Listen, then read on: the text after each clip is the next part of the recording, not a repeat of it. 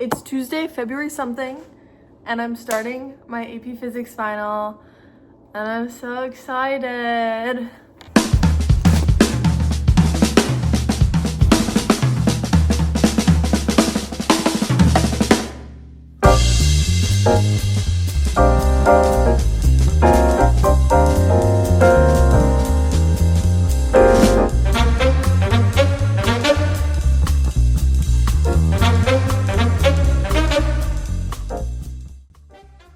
I just ran a 10K, literally yesterday.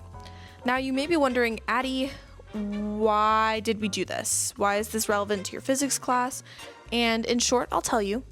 My physics teacher, Mr. Kroger, encourages us for our physics final to get outside for 5 hours a week because he knows that if you're taking a physics class, you probably aren't going outside too much. So in that 5 hours a week of exercise that he was telling us about, I was thinking in my head, with my massive ego, and I was like, you know what, I'm gonna go outside, I'm gonna run, and I wanna have a tangible goal. So I was like, well, what's more tangible than a medal? So I decided to run a 10K. Now I hate running. I really dislike running.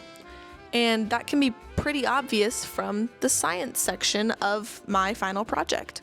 For my science section, I decided to look at something called the runner's itch, which can also be referred to as capillary expansion or histamine release. Now, runner's itch is a phenomenon that occurs in new runners that aren't used to, well, running. And this just means that you get very itchy for a good amount of time while you're running, while you're exerting yourself. Now you may be thinking, Addie, these are made up words. These are really big words and I don't know what they mean. And I totally get where you're coming from because I didn't know what they meant either.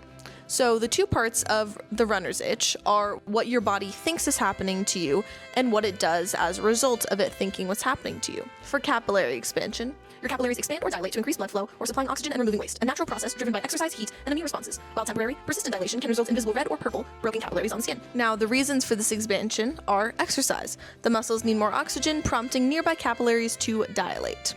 So, in short, my capillaries were expanding because my body felt that I needed more oxygen into my muscles. I needed a lot more help while running than was initially thought. Now, I'm a superhuman athlete, some may say. Not superhuman maybe, but I like to play tennis, I like to play pickleball, I go fishing, I go on hikes sometimes, I'm pretty active, but I am not a runner. And my body knew that. The second part of this runner's itch is the histamine release. Now, histamine is defined as a chemical release primarily by your body's white blood cells as a defense mechanism. It causes blood vessels to dilate and triggers allergic reactions, inflammation, sneezing, and itching in response to triggers like pollen, pet dander, food, or medications.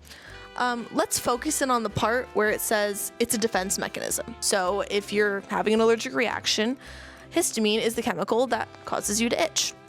So my body was thinking I was in danger. It mistook the action of running for me being in peril.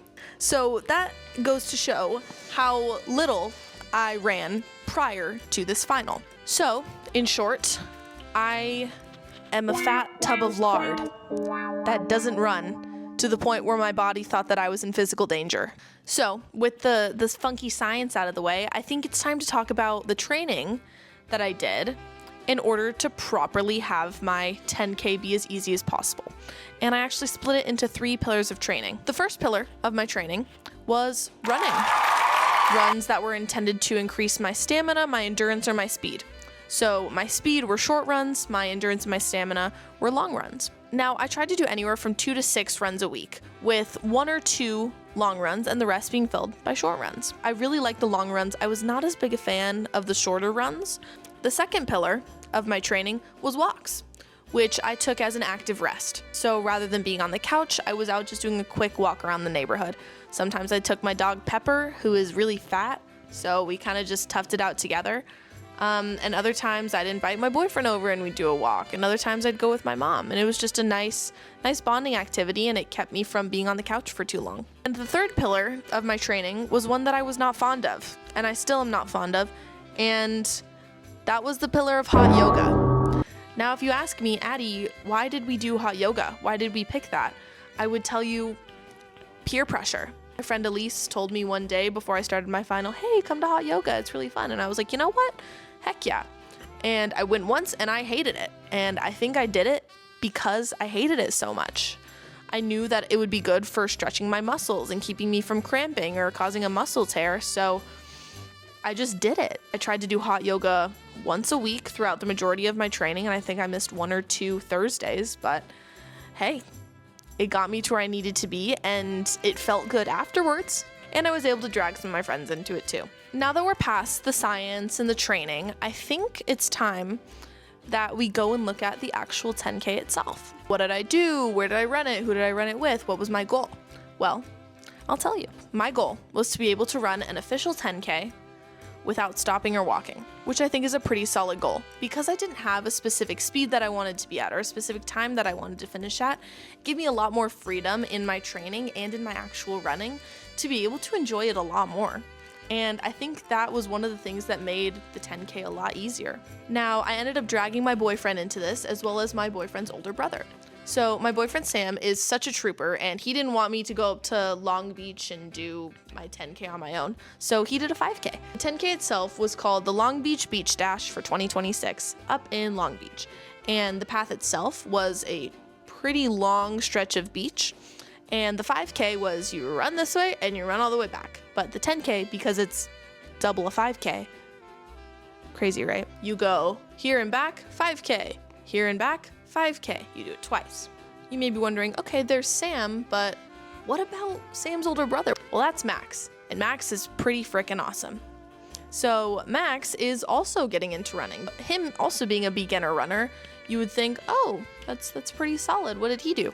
He did the 10K with me. We had the exact same pace. So one thing to note is that Max is 6'7" tall. I'm not saying that to be funny. He really is 6 feet and 7 inches. Now, I'm at a whopping 5'4". So this disparity may seem a little shocking to you. How did you guys both run at the same pace? That's so weird. It's not that weird. It's because we're both beginner runners. Everyone starts somewhere, and we just happened to start at the same level. So we stayed at the same pace throughout the entirety of our 10K. That is ultimately what made the 10K so enjoyable, was the goal that I had and the fact that I was able to run it with people that I really enjoyed being around. It just felt like I was really lifted up in the moment.